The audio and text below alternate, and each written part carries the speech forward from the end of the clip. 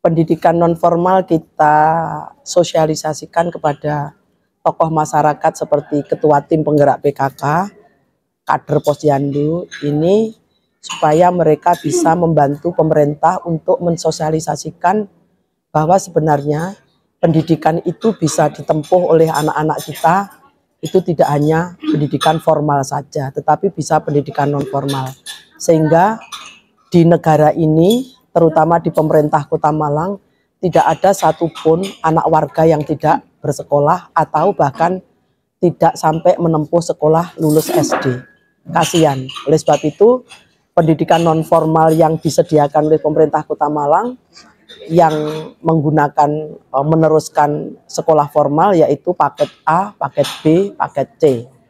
Paket A yang drop di protol di SD, yang B kemudian di SMP, yang A SMA. Semuanya ternyata sudah terfasilitasi. Hanya saja mungkin sosialisasinya kurang optimal. Oleh sebab itu program ini menurut saya sangat punya peran yang luar biasa karena menghadirkan para tokoh untuk bisa sebagai penyambung lidah informasi pemerintah daerah untuk disampaikan ke seluruh warga di RW dan RT masing-masing. Berarti harapannya ke depan tidak ada lagi yang tidak sekolah.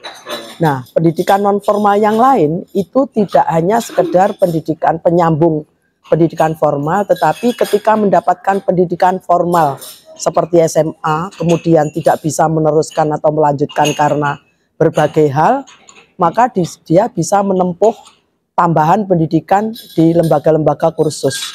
Misalnya dia menjahit, mendesain, membuat kue, dan lain-lain, sehingga dia punya daya kekuatan untuk bisa hidup bertahan di masyarakat, terutama dalam rangka untuk memenuhi ekonomi masing-masing. Dan pendidikan non formal ini diberdayakan begitu masif, maka tidak ada satu masyarakat pun yang mungkin hanya bergantung bahwa pekerjaan itu adanya di pemerintah, tetapi di sektor-sektor swasta yang lain sangat banyak. Peran DPRD sendiri seperti apa, Bu? Nah, peran DPRD memberikan dorongan push kegiatan ini kepada Dinas Pendidikan itu khususnya adalah melihat bahwa karena kami berada di Komisi D itu membidangi pendidikan, maka konsep pertama, tidak ada satupun anak-anak kita yang lulus sekolah standar SMA atau SMK yang tidak bisa bekerja. Maka pelayanan pendidikan non formal itu diadakan.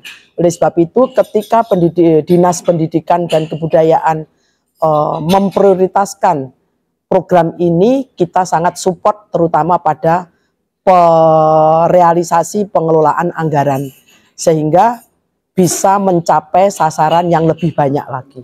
Nah, untuk pendidikan non formal saat ini, Bu, pengetahuan jenengan di Kota Malang ini sudah cukup, kurang atau seperti itu? Untuk pendidikan non formal yang paket A, B, C, menurut saya kalau dikatakan cukup bisa, tapi akan lebih bisa dikatakan cukup jikalau menurut saya dari masing-masing RW itu ada. Jangan hanya tingkat kelurahan, karena apa? Kadang-kadang warga atau masyarakat dengan jarak dari rumahnya ke kelurahan cukup jauh, bahkan menggunakan transport, itu akhirnya menjadi batal atau tidak kurang berminat. Oleh sebab itu saran kami DPRD, masing-masing RW itu wajib ada peletakan tempat atau fasilitas pendidikan non formal. Jadi ada pelibatan warga juga di dalam pendidikan itu ya? Ya, keterlibatan dan melibatkan warga untuk bisa menginformasikan kepada semua, dan dia juga ikut berperan bahwa RW atau bersama RT memiliki sanggar-sanggar tertentu, balai-balai tertentu untuk mengakomodir supaya warganya sekolahnya tidak jauh lebih bagus daripada tidak ada atau ke tempat lain. Apalagi yang orang tuanya, bapak ibunya pekerja, maka dia akan lebih nyaman dan aman apabila anak-anaknya bisa dikelola, ditampung di lingkungannya.